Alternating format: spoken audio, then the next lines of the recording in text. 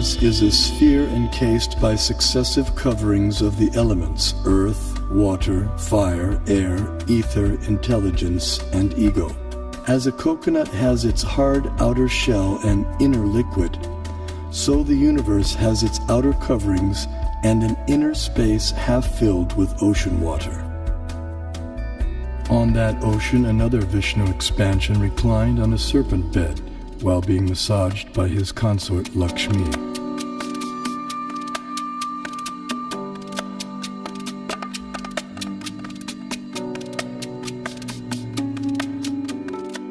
From his navel arose a lotus on which Brahma was born. Initially, the universe was pitch dark and Brahma engaged in meditation. Then he was empowered to create the universe. This account of creation may appear fantastic to some, but modern scientific theories also require fantastic leaps of faith to explain the origin of the universe.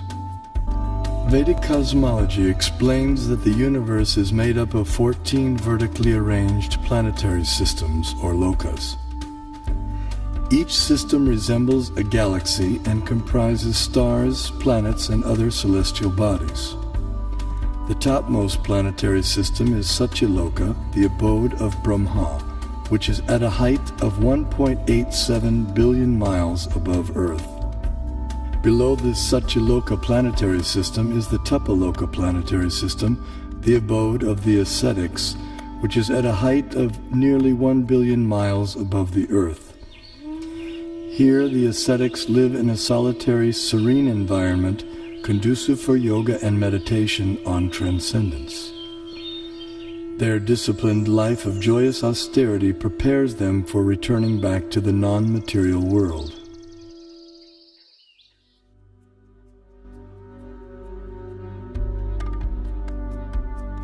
As we move down from Tapaloka, we pass through Maharloka and Janaloka until we reach the Svargaloka planetary system, also known as heaven. And then from the center of the dome, a chandelier, which shows the planets according to the Vedic version. This planetary system is rotating from east to west, and it is hanging like the chandelier taking shelter of the pole star. That we can see every night. That the pole star or the North Star remains fixed and does not orbit in the sky is well known to astronomers and sailors alike. Less known is the fact that the pole star rotates powerfully on its own axis. The ancient Vedic text called Matsya Purana explains, the planets and stars are all attached to the pole star by invisible astral cords of wind called pravaha. The revolution of the pole star causes the orbital motion of other planets and stars. Through meditation, yogic astronomers visualize the planets and stars as different parts of the body of Shishumar, the transcendental dolphin. The pole star, the topmost of the heavenly planets, is like the capital of the middle universe. Here, the third form of Vishnu resides on an ocean of milk. In times of universal disturbances, the demigods headed by Brahma come here to appeal for help. The pole star is also the abode of Dhruva, a pure and exalted devotee of the Lord.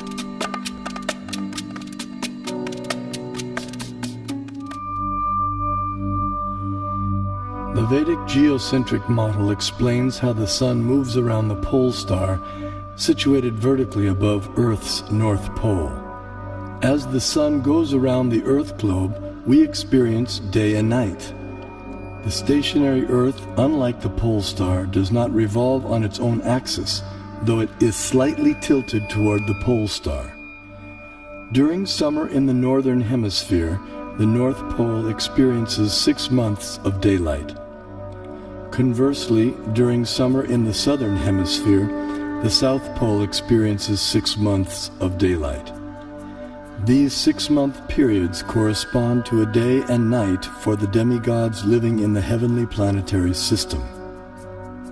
Vedic cosmology accounts for this phenomena by the vertical motion of the sun, technically called Uttarayana and Dakshinayana. The sun moves upward on an incline for half a year and then downward for the next half.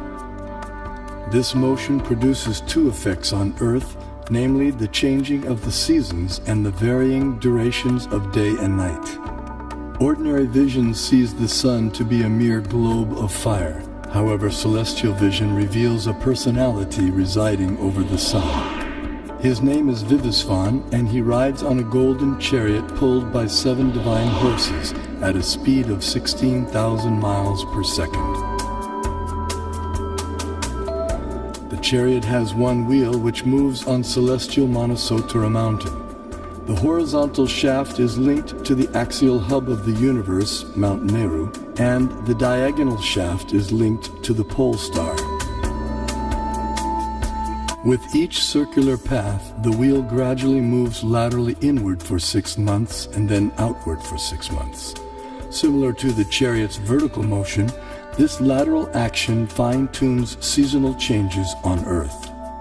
When the orbital motion of the sun is viewed from above, its illumination is seen to extend out to half of the greater Earth plane.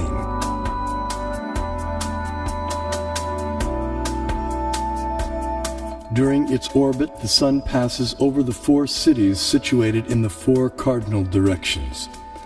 The city over which the sun is passing experiences noon, and the city in the opposite direction experiences midnight.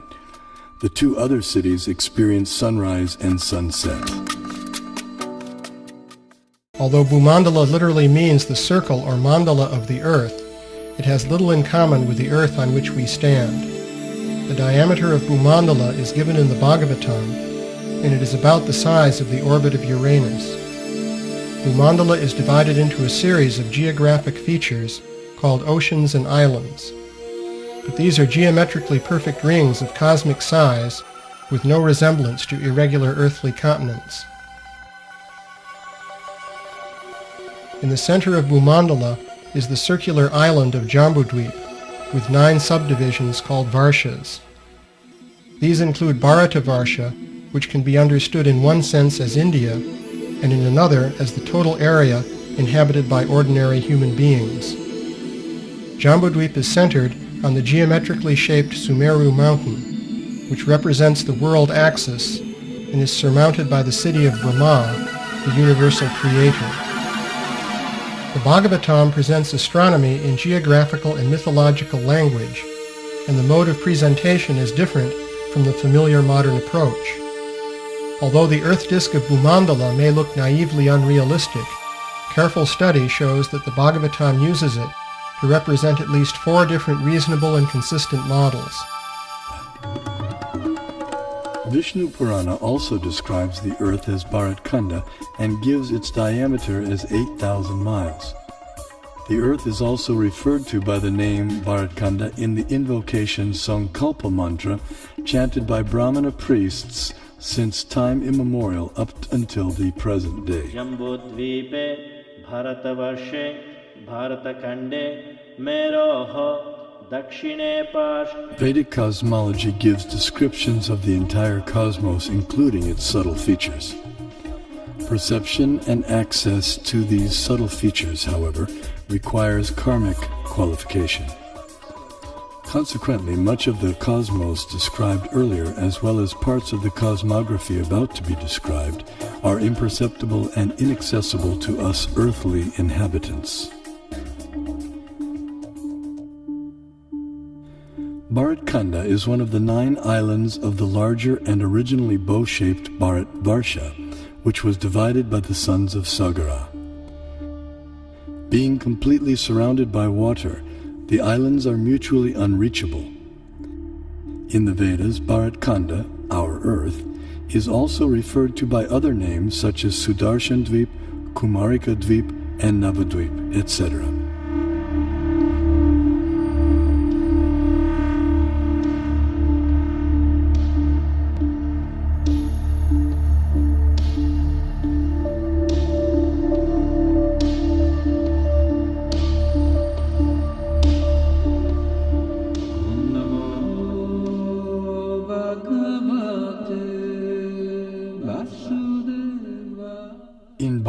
Varsha, the famous mountains known as the Himalayas are tall and immovable.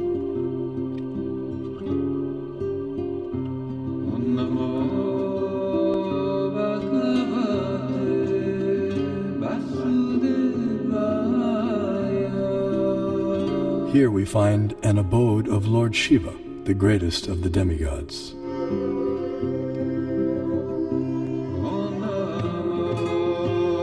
In the center of Jambudvip stands the most extraordinary divine golden mountain called Meru. Meru is shaped like an inverted cone, and it is the sporting place for the demigods. Around Meru are many supporting mountains called Kesara.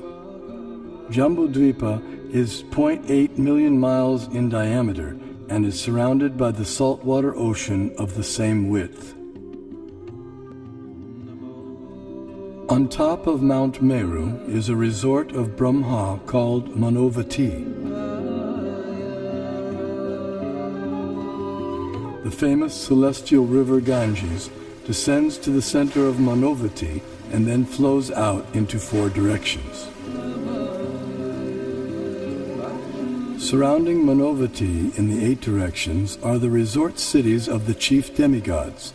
One of these cities is Amaravati, the resort of Indra, king of heaven. King Indra lives here in majestic opulence, attended to by musicians, dancers, and reciters. The greater earthly planetary system extends out to the edges of the universe and has a diameter of 4 billion miles. Known as Bhumandala, shaped like a lotus flower, it has 7 concentric islands and oceans with Mount Meru as its pericarp.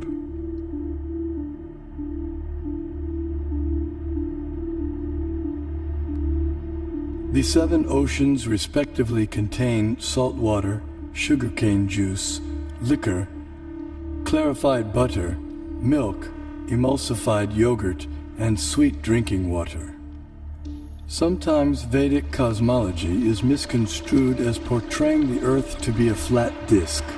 This flat Earth misconception arises partly due to our inability to understand Vedic nomenclature. A single object may be referred to by several names, and a single name may refer to several objects. For example, the term Earth may be used to describe at least 6 different aspects of cosmology. The Earth we live on is indeed a globe as explained by the Sanskrit word parimandale, meaning spherical, used in the Mahabharata text. The flat disk refers to the greater earthly planetary system of Bhumandala. 4 elephants of inestimable size are placed at the 4 directions for balancing the greater Earth. Below the earthly planetary system are 7 subterranean realms named Atala, Vitala, Sutala, Talatala, Mahatala, Rasatala, and Patala, which do not receive sunlight and which are inhabited primarily by demoniac living entities. To reach the first one must go 80,000 miles downward through underground tunnels. At successive depths of 80,000 miles are the remaining 6 netherworlds, all of which are fully developed underground civilizations. In the 4th level downward, Talatala Loka, lives the magical architect Mayadanava, who has designed many brilliantly decorated cities where proud materialists reside. Below the netherworlds are the 28 hellish planetary systems. The demigod of justice, Yamaraj, judges the unrighteous human beings after their deaths and sends them to one of these planets.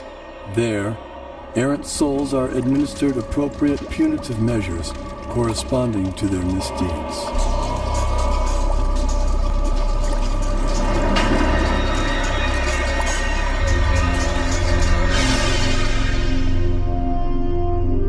The earthly and subterranean planetary systems rest upon one of the hoods of the gigantic divine serpent, Shesha.